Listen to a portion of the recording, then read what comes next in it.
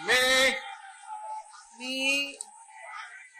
पंकजा प्रज्ञा गोपीनाथ मुंडे ईश्वर साक्ष शपथ घेते की कायद्याद्वारे स्थापित झाले आहे अशा भारताच्या संविधानाबद्दल मी खरी श्रद्धा व निष्ठा बाळगेन. मी भारताची सार्वभौमता व एकात्मता उन्नत राखीन.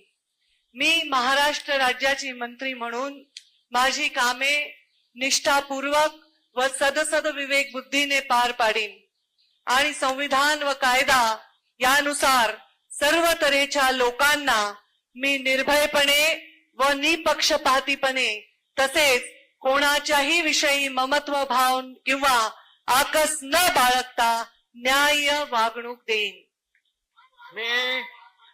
मी